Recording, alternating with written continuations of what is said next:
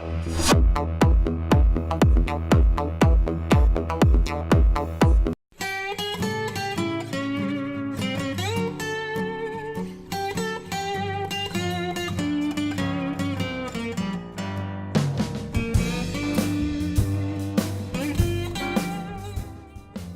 Lynn Barber with the Hillsborough County Extension Service. We're here today to talk about mulch.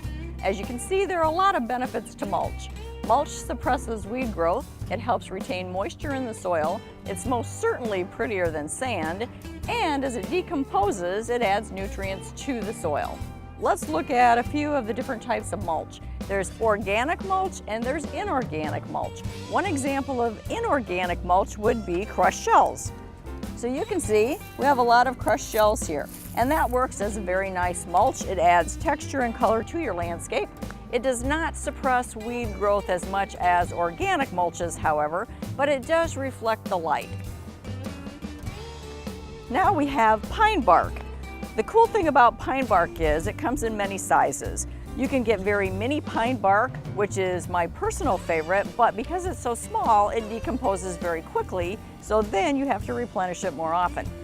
I'm not real fond of the large pine bark pieces because when it rains or you irrigate your landscape, those pieces seem to float away down your driveway and on your sidewalk. But pine bark is a great mulch.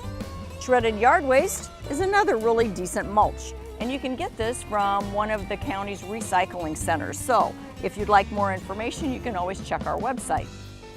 Pine straw is a really great mulch, and it's from a renewable resource, obviously, from the pine tree.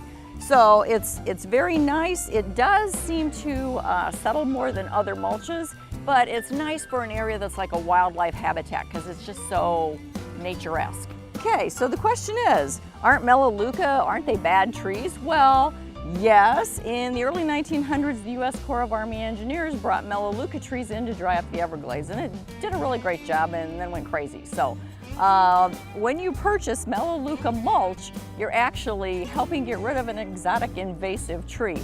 And the mulch is very, very good. Retains its color. It's the most termite resistant of all mulches.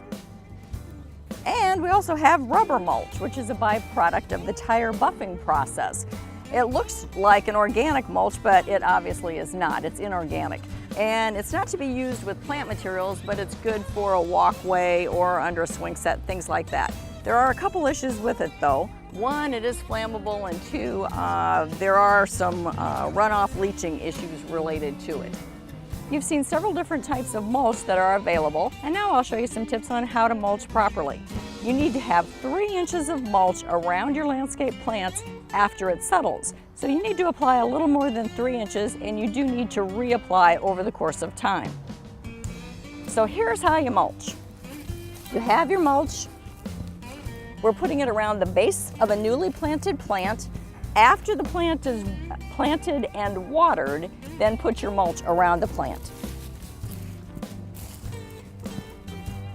So you have about 3 inches of mulch around the plant, but be sure that you pull that mulch about 2 inches away from the base of that plant to make sure that you aren't attracting pests and potentially creating a disease situation.